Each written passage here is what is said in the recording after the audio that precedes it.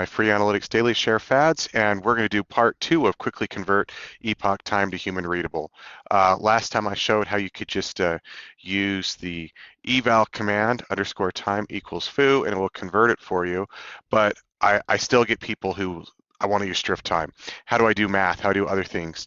So I'm just going to make a really cool example here, and I'm going to take foo eval foo plus equals foo plus, we're going to add some extra time to it. So we know that, well, before we put that in there,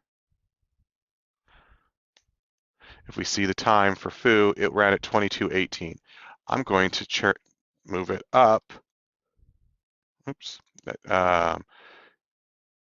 Eval foo equals foo plus 60. That should make this minute turn to 19. If I run that, yep, it adds time to it.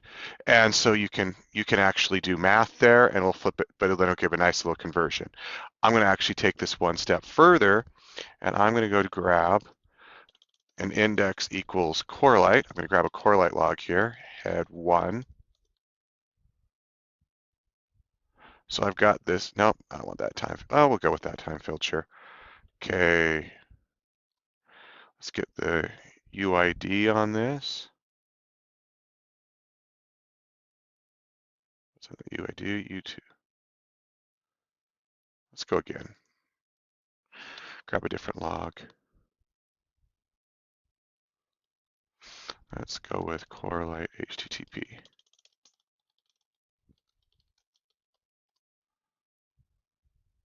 Okay, there's my time. There's my UID. So I'm just going to grab that UID right now. So I got this one little field. All I want to show here is now I've got this I'm getting the same log back each time. Oh, well, close enough. We see that the log occurred at 10:26 p.m. I can now do something like this, and we're going to go table time. So we're just going to show the time fields. All right, I got these times here, but what I'm going to do is I'm going to go eval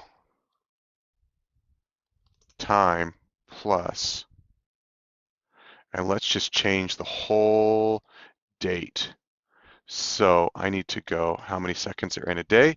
60. We're going to, so 28. I know this. I should know this off the top of my head. Eval time equals _time plus 86,400. That should be the number of seconds in a day. All these dates should change from 5/5 to 5/6.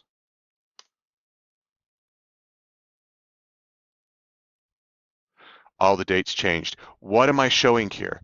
I don't need, time is already in Epoch time, but it displays as nice human readable. So if you can put your fields into time, then you can do time manipulation. You can add, subtract, and then just display the field. Versus you'll find people and they'll eval, they'll strift time, then they'll convert it back. All of that sort of stuff. It's a lot of extra effort. Again, I just want to emphasize how awesome it is that if you can just use this built-in time field, you do not need to actually use those other conversion tools. Hope this helps. Hope this moves you along in your journey from being a lame analyst to a Splunk ninja, and hope you keep coming back for more videos.